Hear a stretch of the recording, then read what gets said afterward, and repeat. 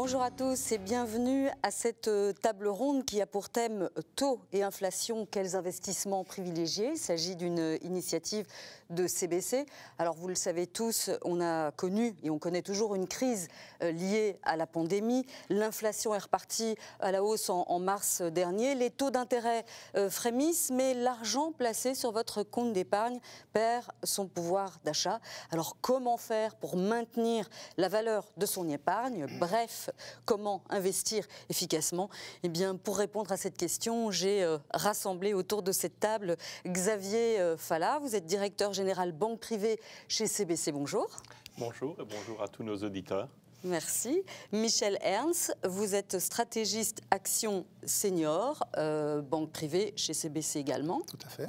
Et puis Roland Gillet, professeur à la Sorbonne Paris 1 et à la Solvay Brussels School of Economics and Management. Bonjour. Bonjour. Alors, avant de plonger dans le bain, dans le vif du sujet, j'avais envie que vous nous fassiez un petit refresh, peut-être Roland, puisque vous êtes professeur. Quel est le lien entre inflation et taux d'intérêt ? C'est relativement simple au départ. Quelqu'un qui décide à un moment donné de se priver de consommation et la reporte dans le temps, essaye à un moment ou à un autre de voir quelles sont les alternatives. Et généralement, il a devant lui la possibilité de placer avec une certaine rémunération. Et l'inflation, faisant que son pouvoir d'achat avec le temps est érodé, il veut au moins cette compensation pour l'inflation, plus, on va dire, un petit supplément lié au risque qu'il prend sur la personne qui lui offre le taux d'intérêt pour avoir une rémunération et donc augmenter son pouvoir d'achat au moment où il récupère cette épargne pendant le placement, sur sa durée de placement, et d'avoir à ce moment-là un pouvoir d'achat accru. Donc il y a une liaison directe, normalement, entre le taux d'intérêt et l'inflation anticipée. Pas l'inflation passée, celle qu'on anticipe pour le futur. D'accord. Et je vois Xavier qui a envie de réagir. Mais oui, j'ai envie de réagir parce qu'effectivement, ce qu'on constate aujourd'hui, c'est que, et sans doute est-ce dû en partie à la pandémie qu'on a connue depuis mars 2020, c'est qu'il y a une recrudescence encore de ce réflexe d'épargne.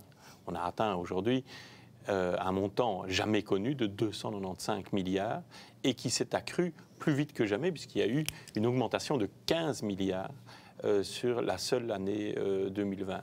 Et ça ne semble pas devoir s'arrêter puisque on a fait une étude chez CBC pour vérifier ce qu'il en était et on constate qu'aujourd'hui, il y a 45% de nos sondés qui disent épargner plus de 200 € par mois. Quand on faisait cette même étude, puisqu'on l'a fait chaque année, dans le passé, c'était plutôt aux environs de 35%. Donc ça veut dire que ce matelas va être sans cesse plus gros, puisque les épargnants déposent plus. Et alors, ce qui est très manifeste, c'est que, nonobstant le fait que les taux d'intérêt soient très bas et que la rémunération de cette épargne est extrêmement faible, les gens continuent à 86% à dire « mais notre premier réflexe, c'est de mettre cet argent en compte d'épargne ». 86% contre 25% qui disent qu'ils vont faire des investissements de toute nature, mais des investissements. Donc, il y a là un paradoxe assez impressionnant, et j'espère qu'on va parvenir à démonter ce paradoxe aujourd'hui, entre ce réflexe vers l'épargne, alors que l'inflation devrait amener plutôt les gens à consommer, parce que cette épargne non rémunérée entraîne une perte de pouvoir d'achat. C'est très intéressant. Alors, j'avais envie de voir avec vous, Michel, ce que pensent les banques centrales, que ce soit Michel ou Xavier, comme vous voulez, les banques centrales, donc que ce soit la BCE ou la FED. Pour l'instant, elles sont relativement rassurantes concernant l'inflation et le taux d'intérêt, mais est-ce qu'on doit les croire? En tout cas, est-ce que les marchés suivent? Est-ce qu'ils y croient? Je dirais que pour l'instant, en fait, il y a deux écoles, effectivement. Il y a ceux qui suivent et qui croient la Fed, la BCE, la Banque d'Angleterre, la Banque du Japon, en disant, voilà, il y a pour l'instant une inflation transitoire, il y a une surchauffe transitoire, mais c'est maîtrisable, et donc les taux, pour l'instant, ne devraient pas monter. Mais il y a deux écoles, et c'est pour ça qu'on voit que les marchés boursiers, notamment, depuis quelques temps, je dirais, évoluent, mais à la hausse, mais légèrement. Il n'y a pas vraiment, disons, de ruée, parce qu'il y a deux écoles, ceux qui pensent que les taux vont augmenter et ceux qui pensent que les taux vont être maintenus, comme le disent les banques centrales. Alors évidemment, il y a toute la question de savoir pourquoi justement l'inflation est en surchauffe comme cela actuellement. Il y a plusieurs raisons classiques. Et il y a justement la raison déjà évoquée par Xavier maintenant de surplus d'épargne. Ce qui est assez incroyable, c'est qu'on a vu depuis le début de la pandémie, donc depuis à peu près 15 mois, qu'il y a un montant incroyable, ce qu'on appelle d'épargne forcée, qui a été accumulée par les ménages partout dans le monde. On estime ça, selon certaines études, entre 5 000 milliards et 6 000 milliards d'épargne forcée supplémentaire. Ben oui, les gens n'ont pas voyagé, les gens n'ont pas consommé, les gens n'ont pas assisté à des événements culturels. Et donc cette épargne forcée s'est accumulée et maintenant, elle va être dépensée. On l'a vu dans l'histoire, après des grands événements, après des guerres, etc., les gens ont envie de se lâcher, de dépenser. Et c'est pour ça que ça explique une partie de la hausse de l'inflation actuellement. Les gens ont commencé à dépenser cette épargne forcée, d'autant plus qu'il ne faut pas oublier que justement, les autorités monétaires en Europe et aux États-Unis ont aidé quelque part l'économie à reprendre en lançant des plans de relance. Oui. Et on a notamment parlé aux États-Unis des fameux chèques Corona. Et tout ça, évidemment, vient pour consommer. Le problème, c'est qu'il y a une forte demande, mais il y a aussi une pénurie de biens, parce qu'on a constaté depuis 1 an et demi, il y a eu des goulots d'étranglement pour certains produits. On le voit très bien avec les semi-conducteurs, mais avec d'autres choses aussi, de manière très, disons, concrète. On l'a vu avec les vélos, par exemple. Les vélos sont actuellement, littéralement, dévalisés, il n'y en a plus. Et donc, il y a une surdemande de biens, donc les prix augmentent. Et alors, disons, le problème avec tout ça, c'est que je dirais, oui, effectivement, les prix ne suivent pas. Et alors, surtout, ce qu'on a vu aussi, et ce qui explique une forte poussée de l'inflation les derniers mois, c'est la poussée des prix de l'énergie, le pétrole, notamment. Il y a toutes les matières premières, mais le pétrole surtout, qui explique une grosse partie de cette flambée des prix. Alors, ce que vous nous expliquez, c'est valable aussi pour l'Europe et la Belgique, mais comment est-ce que ça va évoluer, les prix, par exemple, Roland ?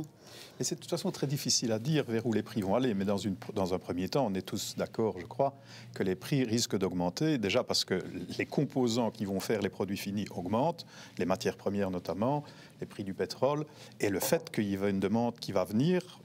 Maintenant, dès qu'on aura atteint au niveau de la vaccination suffisamment de raisons de penser qu'on va pouvoir se libérer, et donc clairement les deux ensemble, d'un côté des goulots d'étranglement, déjà même au niveau des matières premières, des produits semi-finis et puis du produit fini, ça va jouer. Maintenant, de voir c'est combien de temps ce phénomène va durer. C'est ça qui est important. Finalement, les marchés financiers, c'est de l'anticipation. C'est pas de savoir ce qui va se passer demain, c'est de savoir combien ça va durer. Si vous regardez même au niveau des banques centrales, sans rentrer dans les détails aujourd'hui, c'est pas de savoir ce qu'elles font, on le sait, mais combien de temps vont-elles encore le faire? Et de dire est-ce qu'elles vont le faire longtemps, elles vont faire un peu moins longtemps. Et donc, ici, il faut faire attention à ne pas être pris par ces émotions. Et ces émotions, c'est de dire ce qu'on anticipe tout de suite, c'est parti pour 10 ans. Je prends un exemple, par exemple, sur certains biens, où là, le phénomène a déjà eu lieu.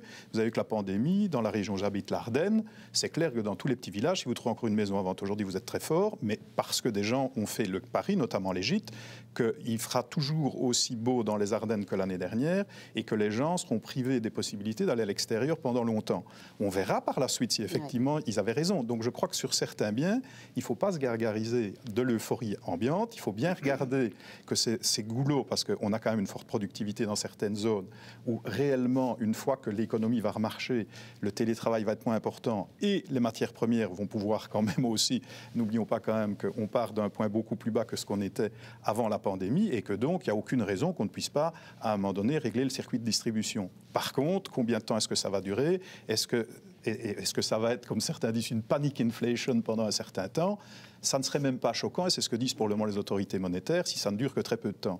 Par contre, la boule de cristal, moi je ne l'ai pas, je ne sais pas si vous l'avez, c'est ça qui est complexe pour le moment. C'est pour ça que moi non plus, je ne l'ai pas la boule de cristal. Mais alors j'ai envie qu'on... Les banques centrales, je dis juste ça pour terminer, sont dans le côté... on fait un jeu dangereux, parce qu'elles comptent beaucoup sur les phénomènes qui sont pour le moment là, pour dire je vais aller encore de façon agressive relancer l'activité, mais pas jusqu'à déséquilibrer complètement les marchés, avoir une inflation que je ne sais plus gérer. Alors, on n'a pas de boule de cristal, mais si je résume la situation, on ne sait pas trop où on va, on ne sait pas ce que vont donner les taux d'intérêt, mais les Belges ont épargné. Alors, on l'a compris tout à l'heure dans l'introduction de Xavier, les comptes d'épargne, ce n'est pas forcément la bonne solution à l'heure actuelle. Le compte d'épargne n'est effectivement pas la solution absolue. Et en tous les cas, elle ne permet pas de travailler avec un horizon de placement. Et c'est ça que l'on recommande essentiellement aux personnes qui cherchent à gérer leur patrimoine, c'est d'essayer de travailler sur leur horizon de placement. Le compte d'épargne a toutes ses vertus quand on est avec un horizon de placement court, que l'on a des sommes à réserver pour des dépenses programmées à court ou moyen terme, bien évidemment que le compte d'épargne a toute sa raison d'être. Par contre, lorsqu'on a un horizon de placement plus long et que l'on peut voir venir, et là, il y a bien d'autres solutions pour utilement gérer son patrimoine, et on va en parler tous ensemble aujourd'hui. Je pense qu'on peut dire à nos auditeurs qu'il ne faut pas concevoir comme une fatalité ce compte d'épargne rémunéré à 11 centimes. Je crois qu'il faut être concret aussi. En fait, le compte d'épargne classique actuellement en Belgique, c'est légal, 0,11%, 0,11% brut, alors que le taux d'inflation maintenant vient d'atteindre en Europe, et c'est pas loin en Belgique, à peu près 2%. Aux États-Unis, on est même au-delà de 4%. Donc ça veut dire que vous avez d'un côté quasiment rien, 0,11 brut, avec un taux de 2%. Ben, ça veut dire que les gens qui laissent trop longtemps, trop sur leur carnet d'épargne, parce qu'effectivement, il faut toujours garder, comme on dit, une épargne de précaution. Mais les gens qui laissent trop longtemps leur épargne sur le carnet d'épargne, ben, en fait, tous les ans, le pouvoir d'achat est mangé de 2%. Donc c'est dramatique à terme. Ouais. C'est dramatique. Alors je vois Roland qui me regarde. Non, je vous regarde simplement, avec attention, simplement. Non, mais quand on a préparé l'émission, vous m'aviez dit 0,11, faut pas se plaindre non plus. Ah, mais attendez, on parle de deux choses différentes. On parle d'abord, est-ce que c'est bien d'avoir du 0,11 quand on n'a même pas pour combler l'inflation? La réponse est non. Voilà. Par contre, est-ce qu'on devrait avoir le 0,11? Est-ce que c'est bien? Est-ce que c'est mal? Il faut quand même regarder que c'est une des premières fois où être riche est un inconvénient par rapport à ça. D'ailleurs, vous voyez bien qu'aujourd'hui, il y a des limites au-delà desquelles, si vous déposez dans une banque un montant important, vous commencez à payer ce que ça coûte à la banque pour les replacer, par exemple, à la banque centrale, c'est-à-dire moins 0,50. Et à ce moment-là, je signale quand même que la banque ne gagne encore rien. Elle a juste facturé ce qu'elle obtient de replacer cette somme en banque centrale. Donc d'avoir 0,11, ça fait quand même 61 centimes de plus que moins 0,50, qu'ont, au même moment où je vous parle en Belgique, déjà certains plus gros déposants. Donc clairement, moi je ne me plaindrai pas trop, parce que l'objectif au départ d'avoir des taux négatifs, c'est aussi de forcer la consommation. Et justement, que ces gens qui mettent de l'argent sur ces livrets d'épargne, et sachant que c'était bien avant la pandémie, parce que de me dire, vous êtes un petit malin, Roland, comment voulez-vous consommer pendant la pandémie quand on est calé à la maison? Ce qui explique les 20 milliards supplémentaires qui sont venus s'y ajouter. Par contre, dans l'optique de départ, c'était de dire on veut pousser les gens, justement, étant donné l'inflation, à consommer et donc à relancer l'activité économique déjà depuis des années, étant donné les actions des banques centrales. Donc je dis juste, il ne faut pas mélanger les 0,11 par rapport à la rémunération qu'on obtient, elle est insuffisante. Vous n'avez même pas un supplément. Mais par contre, de l'autre côté, il ne faut pas non plus dire en Belgique on est les pires. Regardez, dans certains pays comme la Suisse, là, on facture des taux d'intérêt négatifs beaucoup plus forts à beaucoup plus de gens et des plus petites gens aussi. Donc, je voulais juste relativiser par rapport à cela. Mais c'est très bien. Comme ça, au moins, on a une lecture complète de la situation. Xavier, vous vouliez ajouter quelque chose ?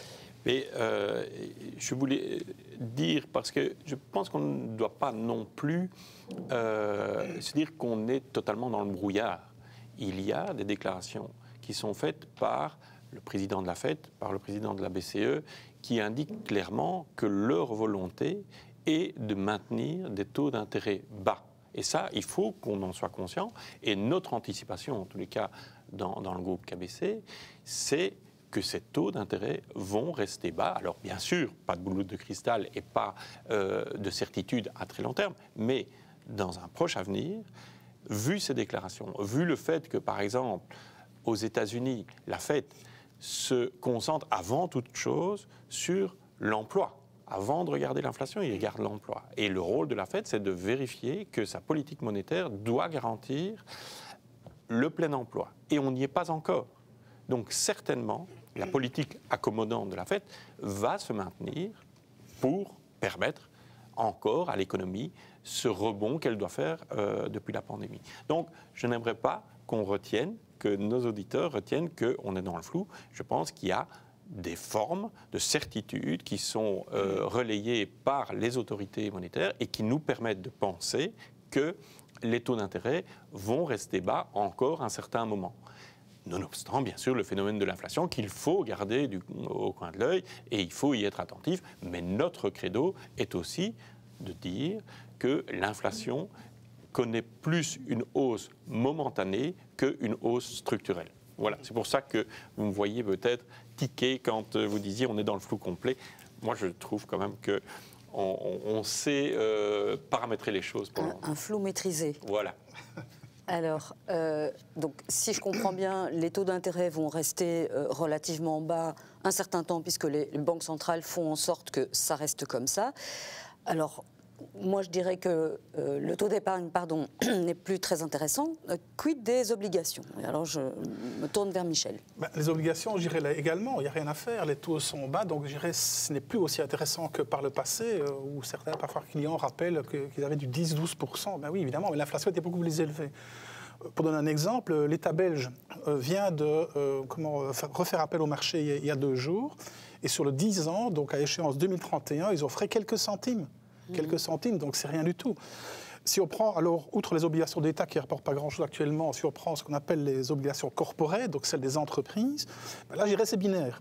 Si vous voulez investir sans risque dans une belle société, donc un bon débiteur, vous n'avez quasiment aucun intérêt.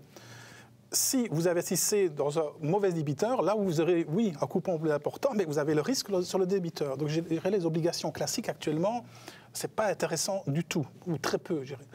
Alors parfois on cite, oui, il y a les obligations, par exemple, les anti-inflation. On parle des anti-inflation actuellement. D'abord, il n'y en a pas beaucoup sur le marché. Alors c'est quoi, pour ceux qui sont comme moi, qui n'y connaissent rien? En fait, une obligation anti-inflation, donc c'est une obligation qui est en fait créée pour justement essayer de contrer l'inflation. Mais le problème justement, c'est qu'actuellement, il n'y en a pas beaucoup sur le marché, et 2, qu'en Europe, celles qui existent ont ce qu'on appelle une duration longue, c'est-à-dire une échéance assez éloignée. Avec les taux qui, à un moment ou l'autre, vont quand même remonter, même si, comme disait Xavier, ce n'est pas flou, on sait où on va, mais simplement le timing n'est pas, disons, tout à fait précis. Dire des obligations avec une duration longue, ce n'est pas très intéressant. On a parlé aussi à un certain temps des obligations chinoises. D'abord, il y a aussi le risque de devise, on l'oublie. Et puis le problème aussi, on l'a vu, c'est que même en Chine, des obligations d'État, d'entreprises d'État, ont valu 0 parce que les entreprises ont fait faillite. Donc c'était dangereux. Alors, je dirais finalement, peut-être que les obligations les plus intéressantes qu'actuellement, mais de nouveau, il n'y en a pas des masses sur le marché, c'est ce qu'on appelle les obligations convertibles. C'est-à-dire des obligations qui sont mises en tant qu'obligations et à l'échéance qui peuvent être converties en actions. Ce système hybride est peut-être le plus intéressant. Mais de nouveau, il n'y en a pas des masses. Donc voilà, donc, au niveau, je dirais, voilà, on l'a dit, les taux d'intérêt pour l'instant sur les carnets d'épargne, ça ne rapporte pas grand-chose. Les obligations, ce n'est pas terrible non plus. C'est pour ça que, pour l'instant, il y a peu de clients qui investissent en obligations. Est-ce que Roland a envie de réagir? Oui, sur les obligations, il y a une chose que beaucoup de gens n'ont pas en tête, c'est que c'est probablement un actif très compliqué à acquérir parce qu'une fois que vous l'achetez, vous savez tout. C'est fini après. Pourquoi c'est fini? Vous pouvez le revendre, bien entendu. Mais les coupons sont fixés. Normalement, si votre entreprise ne fait pas faillite, et donc le débiteur honore ce qu'il doit honorer, et le remboursement est fait. Et donc le timing aujourd'hui de dire... Quand je rentre à 10 ans sur de l'État belge à 0,06%, c'est-à-dire rien, est-ce que ça me permet d'avoir, sans même parler tout de suite, une certitude qu'on va rester intéressant, sans même parler de l'inflation, sur toute la durée, étant donné que je fixe tout au moment où je rentre? Et donc, clairement, aujourd'hui, des gens qui ont pu, à un certain moment par le passé, acheter des obligations au moment où c'était judicieux de le faire, eux, aujourd'hui, ils peuvent les vendre, puisqu'ils capteront une partie en plus-value. Mais eux peuvent encore dormir dessus. Mais ceux qui veulent effectivement réinvestir maintenant, étant donné les actions, et on a parlé avant des banquiers centraux, c'est eux qui sont finalement les responsables de ça. Donc, quand on dit, est-ce que la crise économique est payée par des gens? Ben oui, notamment par tous les gens qui ont des actifs à revenus fixes, par la contamination des actions des banquiers centraux sur le court terme et sur le long terme, avec les opérations de quantitative easing, rachat d'obligations. Donc, on a une courbe à ce point qui n'est plus une courbe, qui est presque une plate, ou une droite très plate, où la rémunération n'est pas en phase avec ce que vous devriez exiger. Et donc c'est clair que le timing aujourd'hui d'acheter des obligations longues, sans même parler d'éventuelle inflation qu'on n'aurait pas mesurée, sur une longue durée, me paraît effectivement un pari très risqué. Donc, Xavier, les obligations, pour l'instant, on oublie. Mais on avance très bien dans notre débat. On vient de dire que les comptes d'épargne, ce n'est pas la panacée. Les obligations, c'est dangereux avec une perspective de hausse des taux dans un avenir plus ou moins lointain. Donc, il faut encore chercher autre chose. Mais ça va être... Ah mais moi, j'en ai plein dans ma besace. Et ça, c'est une question d'un lecteur de l'Écho qui demandait « Que penser de l'or ?» Parce que ça a toujours été une valeur refuge. Est-ce qu'aujourd'hui, l'or est intéressant, Roland? Ça dépend pour que faire. Je m'excuse. J'aime bien vos réponses, mais c'est toujours ça dépend, mais c'est intéressant. Ça permet de vous allez voir, comprendre. ça dépend. Je vais vous dire. C'est l'art de la nuance. Si c'est pour finir éventuellement au cou d'une charmante demoiselle ou au bras de quelqu'un, c'est effectivement intéressant. Si vous dites maintenant c'est un outil de placement, on sait regarder dans le temps si ce produit a des qualités. Il en a, mais il a des coûts de transaction élevés d'abord, souvent, et deux, il fluctue très fortement néanmoins. Et donc, garantir un patrimoine avec quelque chose qui serait une valeur refuge qui fluctue fortement, c'est-à-dire qu'il y a beaucoup de volatilité, je reste toujours très perplexe. Deuxième chose, est-ce que l'or est rare? Relativement oui, mais ce n'est pas non plus quelque chose qui est immensément rare. Chaque fois qu'on en produit, il y en a toujours un peu plus. Et comme vous le savez, très peu de gens le jettent par la fenêtre, donc le stock augmente tout le temps. Et il finit de moins en moins dans les couvertures des banquiers centraux pour finir comme garantie des billets de banque émis. Donc clairement, c'est le premier élément que je voudrais quand même dire. Attention, c'est un bien particulier. Deux, est-ce que par rapport à de l'inflation, comme d'autres actifs réels, il peut jouer un rôle de protection? La réponse est évidemment oui. Par contre, de dire est-ce qu'on a aujourd'hui des modèles qui permettent d'expliquer l'évolution de l'or par rapport à tout ça, d'abord c'est très complexe. Deux, on se rend compte qu'il y a beaucoup d'aléatoires. Et trois, beaucoup d'émotionnels. Donc je dirais, c'est vraiment pour une petite partie du portefeuille. Et vous allez voir pourquoi je dis ça dépend pourquoi. Si vous me dites demain, je pense qu'un jour il y aura un conflit armé, et je voudrais avoir quelques Krugerrand pour échanger ça un jour contre des poulets, le jour où il y aurait vraiment quelque chose de très très grave, oui. Mais vous n'allez pas me dire que vous allez mettre ça comme actif prioritaire. Donc je pense que dans une dose raisonnable, oui, baser sa stratégie sur de l'or et faire un pari dessus me paraît très hasardeux. Michel. Oui, justement, c'est assez intéressant parce qu'effectivement, c'est une règle non écrite, je dirais, dans la gestion. On dit souvent qu'effectivement, pour une petite partie du portefeuille, pour reprendre ce que Roland vient de dire, 2, 3, voire 5% maximum, un peu d'or dans le portefeuille, ça peut être intéressant, comme amortisseur, je dirais, quelque part dans le portefeuille.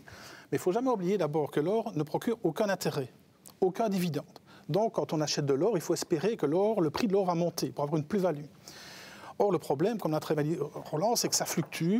On a parfois dit dans le passé que c'était anti-inflation, justement, mais en fait, on a vu les derniers mois que ce n'était pas vraiment le cas. Ça a été plutôt remplacé, on pourra peut-être en parler, par les crypto-monnaies, qui avaient cette aura de soi-disant anti-inflation. Mais l'or, non, effectivement, le problème, c'est que c'est très difficilement prévisible en termes de variation. On a vu les dernières années que l'or, au moment, montait beaucoup, parce que notamment, c'était poussé sur les marchés par ce qu'on appelle les achats d'ETF, donc de trackers, qui faisaient des réserves en or, et aussi, surtout, par des banques centrales qui achetaient de l'or pour ce qu'on appelle dédollariser, c'est-à-dire qu'ils ne voulaient plus autant de dollars dans leurs réserves et qui achetaient en contrepartie de l'or. On a vu la Chine, la Turquie, la Pologne acheter beaucoup d'or. Mais les derniers mois, le problème, c'est qu'avec la pandémie, ils avaient d'autres chats fouettés et qu'ils ont acheté beaucoup moins d'or. C'est pour ça que l'or a chuté. Par contre, de nouveau, c'est pour ça que ça devient compliqué. Depuis quelques semaines maintenant, l'or remonte et on vient de repasser au-dessus du niveau du début d'année. On est à peu près à $1 900 l'once d'or actuellement. Donc voilà. Donc oui, pour résumer, une petite place, comme disait Roland, dans le portefeuille, oui, quelques pourcents, mais en sachant qu'on n'aura pas d'intérêt. Et de toute façon, je dis souvent, je me rappelle quand il y a eu le crash de 2008, il y avait des clients que j'avais rencontrés qui étaient prêts à tout vendre pour acheter des lingots. J'avais dit, OK, mais soyons prosaïques, si c'est comme en 40, la guerre, si tout s'effondre, ça vous ferait une belle jambe d'avoir des lingots, il vous faudra limer peut-être un peu ces lingots pour aller acheter votre pain, vous ne saurez pas l'utiliser de manière concrète. Donc je dirais, l'or a ses limites. L'or a ses limites. Très bien. Xavier, vous aviez envie d'ajouter quelque chose? Vous êtes d'accord avec nos intervenants? Je leur mets un bulletin avec 10 sur 10. Une petite gominette comme voilà, à l'école. Exactement. J'attends le plaisir de me poser la même question. Michel, c'est vous qui aviez évoqué les crypto-monnaies. C'est ma question suivante, parce que je vois beaucoup de jeunes qui se ruent sur les crypto-monnaies. On a constaté, en tout cas moi qui suis pas professionnel, que c'est aussi extrêmement volatile. Est-ce que c'est intéressant ou pas intéressant, Roland ? Vous allez dire que je vais encore dire ça dépend. Non, ça dépend. Je ne dirai pas ça dépend parce que je voyais venir. Je voyais bien que vous me regardiez pour que je le dise, mais je ne vais pas le dire cette fois-ci. Ici, il y a deux phénomènes qui m'inquiètent. C'est les crypto-monnaies et un autre actif qui maintenant est sur le devant de la scène, c'est les SPAC. Donc, pour faire simple, c'est des IPO organisés autrement ou des sociétés qui ne sont pas encore avec une cible en poche, ou en tous les cas n'ont pas encore trouvé une cible intéressante, disent à des gens, écoutez, mettez de l'argent chez moi, à un moment, je vais réaliser quelque chose de top, je vais aller chercher une firme, et vous allez voir, on va faire banco avec ça. Et il y a souvent derrière, je n'ai rien contre, des grands sportifs, des personnes du show business qui avancent pour donner une popularité à ces produits. Moi, les SPAC, je ne les appelle pas comme on devrait le dire en anglais, je l'appelle super pêche au canard. Pourquoi? Parce que nécessairement, il n'y a pas grand-chose derrière. Et je me souvenais à la pêche au canard que quand je pêchais au canard, chaque fois que je choisissais un beau canard, c'était celui qui avait le moins de points. Parce que je ne voyais que le dessus et pas le dessous. Et donc, je pense que sur les SPACs, quand je vois les ennuis aujourd'hui, là, c'est vraiment l'extrême. Et puis, avant cet extrême, il y a les crypto-monnaies. Alors, les crypto-monnaies, tout n'est pas acheté, bien entendu. La logique qui est derrière, notamment la technique de la blockchain, qui a été découverte derrière et en même temps que le Bitcoin, avec des gens qui sécurisent des lignes et la traçabilité d'actifs financiers, ça c'est très bien. Par contre, de dire maintenant, d'abord, on a une monnaie qui est en rivalité avec des monnaies qui, elles, sont émises avec une crédibilité, avec des banques centrales derrière, avec des gouvernements qui sont derrière et des autorités publiques, là non. Maintenant que des gens spéculent, parce que ça, de nouveau, là, c'est plus l'or, c'est bien pire, la volatilité y est énorme. Et dire que vous auriez une monnaie où un jour vous pouvez acheter un steak et le lendemain la bête entière. 3 jours après, la moitié du steak, ça ne me paraît pas des monnaies crédibles. D'ailleurs, beaucoup d'organismes de paiement qui les utilisent, sans même parler de Musk il y a peu de temps sur le Bitcoin, par exemple, des sociétés comme Amazon, pour vous dire à quel point elles ont peu confiance. Et si vous passez une transaction en Bitcoin, ils n'ont pas de problème sur le Bitcoin, ça met un peu plus de temps parce qu'ils convertissent tout de suite contre dollar ou contre euro. Donc ils autorisent la transaction, mais ils se méfient. Et il y a eu beaucoup de faillites autour parce que le système, souvent sur les crypto-monnaies, sont des systèmes fermés. Et c'est les plateformes qui vous permettent d'aller chercher les Bitcoins qui, eux, sont émis à la création. Depuis la création, avec un système où on n'en émettra plus pas, s'il n'y a pas de changement, qu'un certain nombre, donc il y a un effet rareté, ce sont des gens qui améliorent le système, qu'on appelle des mineurs, qui reçoivent en rémunération de ce qu'ils font, ces bitcoins. Donc le système est fermé, et si vous voulez en acquérir, il faut aller par des plateformes, dont beaucoup sont déjà tombés en faillite, avec des frais de transaction, de nouveau, souvent très importants. Et donc que des jeunes, à un moment donné, fassent des paris risqués. Vous savez, moi j'ai acheté de temps en temps un billet à la loterie, j'ai parfois joué au loto. Très bien, de dire maintenant c'est un fonds de placement avec une vraie rigueur derrière, avec le fait de dire qu'on sait où on va, là c'est encore moins que les actifs qu'on a cités auparavant. Ça, je crois vraiment qu'il faut mettre quand même en garde les gens, sauf celui qui dit moi je suis prête, puisque ça va bouger beaucoup, à dire que je sais que pour le moment c'est le timing est à la hausse. Et là vous pouvez faire x2, même x3, même x10. Mais vous pouvez aussi faire la même chose dans l'autre sens. Donc, ça veut dire que, par exemple, j'invente, j'ai 100 000 euros, je me dis, si je les perds, c'est pas grave, je peux essayer de placer. Ça, c'est l'idée, en fait. Vous allez au casino aussi. Voilà, exactement, c'est tout à fait ça. Il faut être honnête. Je pense que le système actuellement des crypto-monnaies, ou des crypto-assets, comme on dit en anglais, c'est quelque chose d'ultra spéculatif. C'est effectivement, c'est du casino, c'est des billets de loterie. Vous pouvez gagner beaucoup, mais vous pouvez tout perdre. D'ailleurs, lors du crash récent du Bitcoin, on l'oublie un peu parce qu'on a beaucoup parlé de la forte hausse l'année passée, mais ici, la dernière semaine, le Bitcoin a perdu 40% de sa valeur. C'est énorme. Ce qui est énorme. Et en fait, justement, le problème, j'ai beaucoup étudié la chose, j'ai donné des conférences en la matière, c'est qu'aucune méthode sérieuse jusqu'à présent n'a été validée, ne valide la valeur d'un Bitcoin. Aucune. Des méthodes financières sérieuses, traditionnelles, ne valident. Donc, pour l'instant, le Bitcoin et les autres crypto-monnaies, il y en a plus de 10 000, on l'oublie aussi dans le monde, parce qu'on parle beaucoup du Bitcoin, il y en a 10 000 qui existent actuellement. En fait, ces crypto-monnaies ne bougent que pour 2 raisons. Excusez-moi, c'est très bête, c'est parce que ça monte parce qu'on achète, ça chute parce qu'on vend. Et évidemment, avec ce que j'appelle l'effet buzz, c'est-à-dire notamment les fameux tweets d'Elon Musk, le patron de Tesla, qui un jour promeut comment le Bitcoin, le Dogecoin, qui est sa nouvelle coqueluche. Et puis il y a quelques semaines, il dit, voilà, finalement, non, c'est pas bon, parce qu'effectivement, les fameux mineurs, qui sont surtout en Chine, utilisent énormément d'électricité polluante, parce qu'il est faite à base d'usines de charbon. Et hop, le Bitcoin s'est effondré. Donc ça reste extrêmement spéculatif. C'est dommage parce que justement, je crois aussi beaucoup dans le système de la blockchain dont on a parlé. C'est un système incroyable qui, dans les prochaines années, va littéralement envahir tous les secteurs, la finance, la logistique, tout ce qui est grands magasins, etc., pour la traçabilité. C'est un système fantastique sur base de laquelle les crypto-monnaies et le Bitcoin ont été créés. Mais je dirais quelque part, le système a été dévoyé. Parce qu'au début, le Bitcoin a été créé pour permettre des transactions en personnes décentralisées, donc sans les grands organismes. Et en fait, maintenant, on se rend compte, justement, tous les mineurs quasiment sont dans ce qu'on appelle des fermes de minage, des poules de minage, et c'est eux qui finalement centralisent le système. Et ce qui est délirant, c'est que quelque part, maintenant, il n'y a quasiment personne qui achète des bitcoins pour acheter quelque chose, pour acheter un bien, c'est de la pure spéculation. Oui. Et c'est pour ça, effectivement, que ça plaît aussi beaucoup, à toute une frange de la population jeune. Voilà, donc, mais ce n'est pas un investissement, je dirais, qu'on peut recommander classique, comme vous avez dit en préambule.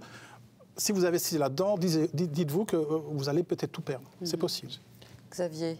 Mais je voudrais ajouter qu'il y a un nouveau paradoxe aussi à propos des crypto-monnaies, un paradoxe dans la réaction du public que l'on constate aujourd'hui, avec un certain engouement par rapport à cela. Et c'est allant vers un domaine qui n'est absolument pas réglementé, est assez paradoxal par rapport à ce qui a été demandé en 2008. Quand on sait qu'en 2008, à la crise financière, la plus grande requête du public, ça a été d'être mieux protégé. On a dit, il y a des black box, ce phénomène de titrisation nous écarte de la réalité économique, et c'est ça qui a créé le problème. Et les gouvernements ont pris ce problème-là en main, et on peut saluer, notamment en Belgique, les efforts de la FSMA et de son président Jean-Paul Servet, qui font en sorte que le domaine des placements soit extrêmement bien réglementé et que l'on cherche vraiment à protéger l'épargnant du mieux qu'on peut. Et à côté de ça, voir l'avènement alors de ce type de placement qui n'est absolument pas régulé, qui échappe à tout contrôle et qui n'a absolument aucun sous-jacent est complètement paradoxal et assez difficile à comprendre intellectuellement. Et j'ajouterais même pour terminer par rapport à ça, justement, c'est tout à fait correct, parce que le problème, c'est pas tellement que les crypto-monnaies, c'est une mauvaise chose. Non, je pense que c'est l'avenir, mais il faudra une régulation. D'ailleurs, une étude de la Banque des règlements internationaux en début d'année a montré que 86% des grandes banques dans le monde sont en train d'étudier une crypto-monnaie officielle, réglementée et avec, je dirais, quelque part aussi des possibilités de recours. Parce qu'on oublie souvent, et j'ai eu le cas il y a 2-3 jours, quelqu'un m'en a parlé. Lorsque vous faites des transactions en crypto-monnaie, que ce soit Bitcoin ou autre, si vous avez un souci, excusez-moi, comme on dit en flamand, trek-tu plan, tirez votre plan. Il n'y a aucun organisme, il n'y a personne qui peut vous aider. Si vous perdez votre clé, parce qu'on oublie aussi la fameuse clé alphanumérique qui donne accès à votre portefeuille de crypto-monnaie, c'est foutu. Or, il y a des études qui ont montré que 20 à 25% des gens qui avaient à un moment acheté des bitcoins et autres crypto-monnaies ont perdu leur clé, on l'a oublié. Eh bien, c'est parti, c'est fini. On ne sait pas les récupérer. Il n'y a aucun recours, il n'y a rien. Donc, les crypto-monnaies, oui, mais de manière plus régulée, avec, disons, une régulation derrière, qu'on a dit. Exactement, un encadrement qui permet d'éviter tous ces malheurs qu'on a vus. Je disais encore il y a 2 jours qu'il y a 800 000 traders qui ont perdu tout leur argent sur l'achat du Bitcoin les dernières semaines. Donc c'est effarant, c'est effarant. Roland, vous vouliez ajouter quelque chose ? Juste un point pour relativiser quand même. Quand on parle de monnaie et qu'on parle au niveau mondial d'une monnaie, pour le moment, ça fait à peu près 700 milliards de dollars, le Bitcoin. C'est la plus connue et c'est la plus grosse. 700 milliards de dollars, mettons 500 quelques milliards d'euros. Est-ce que vous vous rendez compte au niveau mondial ? Rien que les Belges ont 400 milliards. Eux, sur le livret d'épargne, on est tout petit. Et c'est pour ça aussi que les régulateurs, je suis membre du conseil de surveillance de la FSMA, on parlait de Jean-Paul Servet, lui le vice-président maintenant de l'IOSCO, donc même au niveau international, on voudrait bien un jour regarder ce qui se passe. Mais pour le moment, il y a d'autres soucis, je vais dire de manière beaucoup à plus grande échelle, et ce n'est pas encore dans le viseur de ces autorités qui demanderaient à un moment donné, bien entendu, à regarder, mais regardons de quoi on parle. Même en termes de destruction de valeur, si un jour ça tombait à zéro, les gens qui nous écoutent doivent réfléchir à ça. Personne ne sera ému. Pourquoi ? Parce que si demain, une société comme Apple perd un jour 30% de sa valeur, vous pensez bien que l'économie mondiale ne va pas même affecter, même si c'est Apple. Eh bien, 30% d'Apple aujourd'hui, c'est à peu près le même montant. Et l'économie survivra. Donc demain, s'il y a beaucoup de petits qui, sur ce deal-là, perdent tout, ça passe de ce que c'est aujourd'hui, autour de 40 000 $ à zéro, eh bien, ça fera une correction de 700 milliards d'actifs non réels, non monétaires. Et une chose par rapport à ce qui a été dit, et ce que Michel a dit, c'est même demain, si on fait une crypto-monnaie, et d'ailleurs même les banquiers centraux étudient par la technique de la blockchain à faire des choses, il y aura quand même, et toutes ces crypto-monnaies le font déjà, des monnaies derrière qui permettent de les exprimer dans un langage que les gens comprennent dans leur pouvoir d'achat. Or, pour le moment, je ne vois pas une monnaie qui va supplanter, par exemple, l'euro en zone euro pour la consommation, ou le dollar aux États-Unis pour la consommation. Qu'est-ce que ça vous avance de pouvoir dire j'ai 0,3 bitcoin et je ne sais pas à quoi ça correspond si vous ne le ramenez pas en euros. Mais si ça vous amuse et que vous voulez faire smart, hein, vous savez, j'ai certains étudiants qui me disent parfois, moi j'ai compris, je voudrais être un jour Steve Jobs. Et ils commencent par acheter un garage. Je lui dis, ça se saurait si tout le monde s'assoit dans un garage et devenait Steve Jobs. Mais en parlant de garage, un placement peut-être moins volatile, est-ce qu'un placement immobilier est intéressant? Alors, c'est une question intéressante parce que d'abord, ça touche profondément les Belges, oui. puisque l'adage selon lequel on a une brique dans le ventre. Les Belges ont une brique dans le ventre est une vraie réalité. Si on regarde le taux de propriétaires en Belgique par rapport aux pays voisins, ben, c'est assez impressionnant. Hein. Il y a 71% de propriétaires en Belgique, là où il n'y en a que 65 en France, 50 en Allemagne et même 40 en Suisse. Donc, c'est dire combien ça touche au cœur des gens. Alors, investir en immobilier, ben, il faut d'abord réfléchir à son domicile propre, à son immobilier personnel. Et ça a du sens.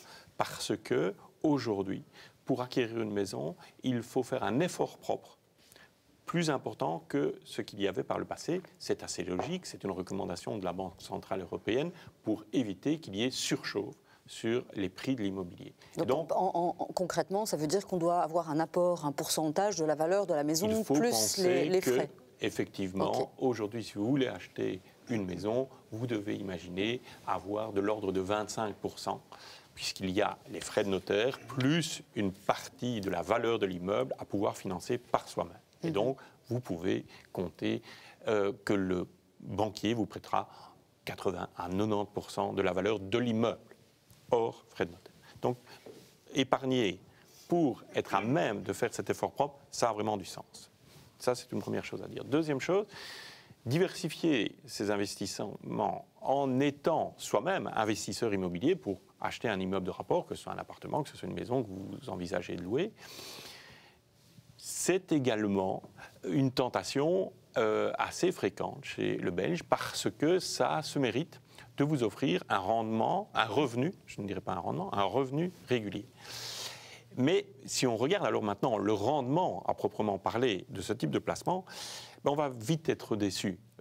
Alors, bien sûr, ceux qui cherchent à promouvoir ce type de placement vont dire, mais écoutez, c'est assez simple pour calculer. Vous prenez le loyer annualisé, vous le divisez par le prix d'achat et les frais de notaire, et vous avez le rendement que ça vous donne. Et les gens bien intentionnés vont vous dire, ben, on sera aux environs de 4,5-5% de rendement.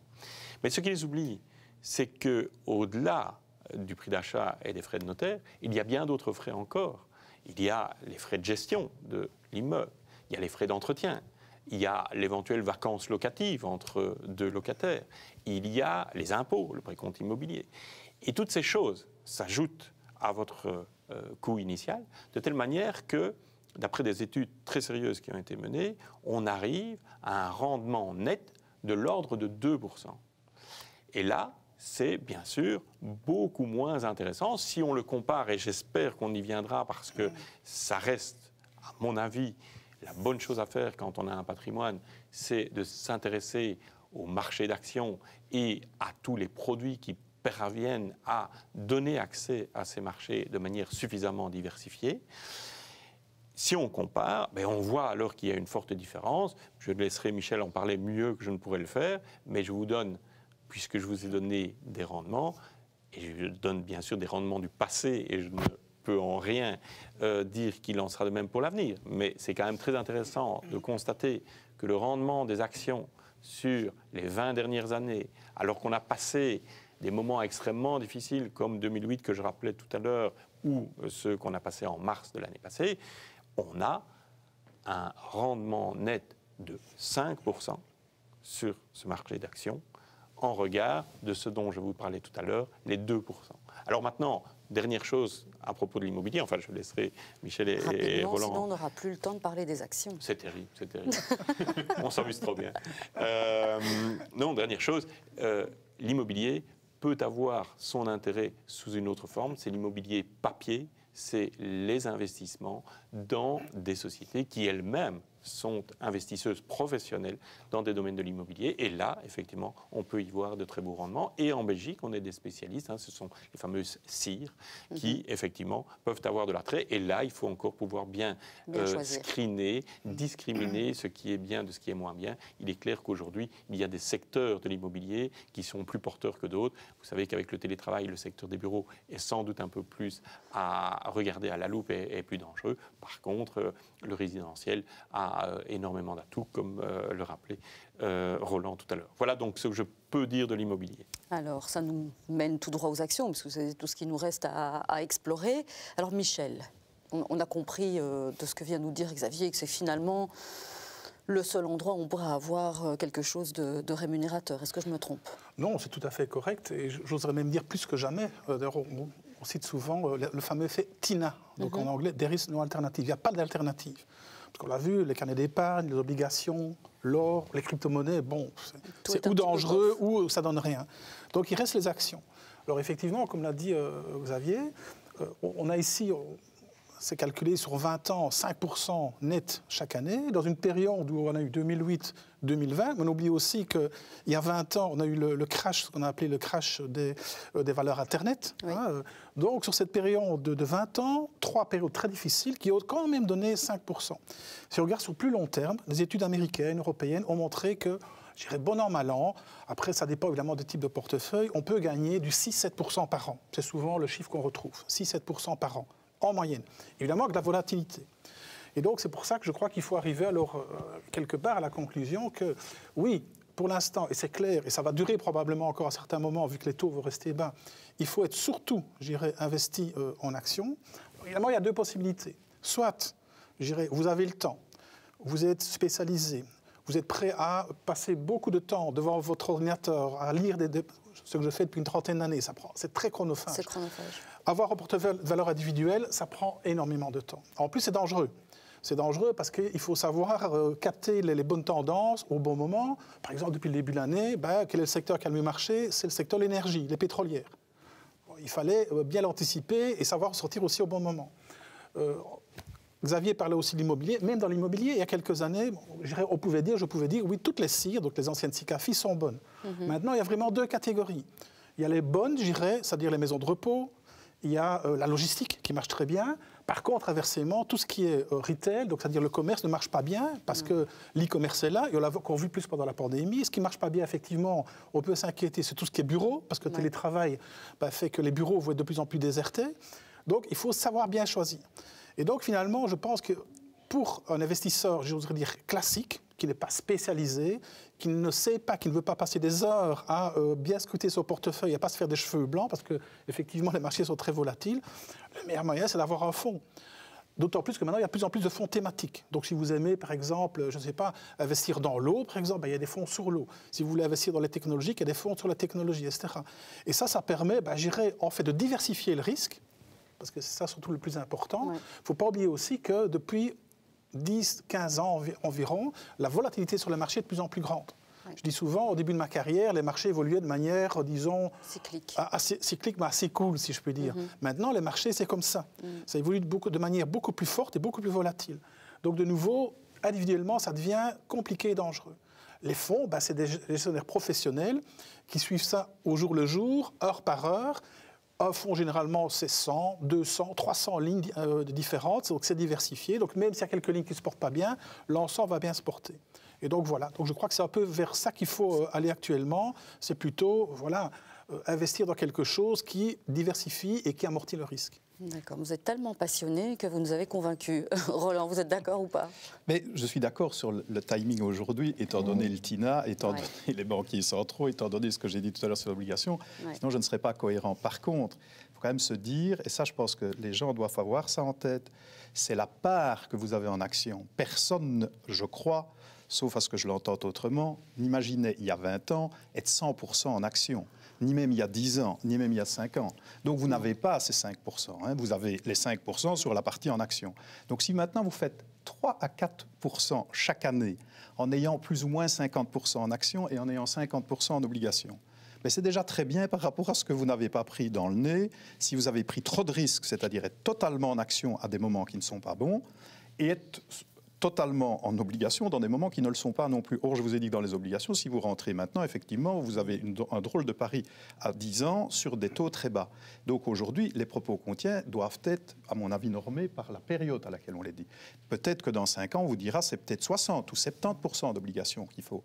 Parce qu'à ce moment-là, on verra peut-être les choses autrement, parce que les marchés auront peut-être encore pris de la valeur, les perspectives économiques seront autres, et on sait que les cycles économiques dictent aussi, heureusement, à un moment donné, l'évolution des actifs. Et donc, je crois qu'il faut bien dire qu'effectivement, plus c'est fait de façon professionnelle et sérieuse. Une minute, hein, Roland, je termine, ça ne sera pas plus long. Plus on veut le faire de façon professionnelle et sérieuse, plus on doit voir toutes les contraintes qu'on a devant soi. Et donc de dire, on fait un pari sur des actifs forts volatiles, mais qui rémunèrent dans le temps quand on a une longue période devant soi, c'est vrai, mais il faut voir aussi avoir un équilibre, parce que pendant la vie, on a aussi des moments où on veut sortir, et où le timing, on ne peut jamais le déterminer avec des actions. Donc je pense que c'est une alchimie, où aujourd'hui on a dit des choses, on peut être tous les trois d'accord, mais il faut faire quand même attention à bien les gérer dans le temps. Donc, attention au timing, ce sera le mot de la fin. Donc, je vous remercie beaucoup pour cet éclairage. C'était très intéressant. Donc, le débat, c'était taux et inflation. Quels investissements privilégiés? Je vous remercie. Xavier Fallat, vous êtes directeur général banque privée chez CBC.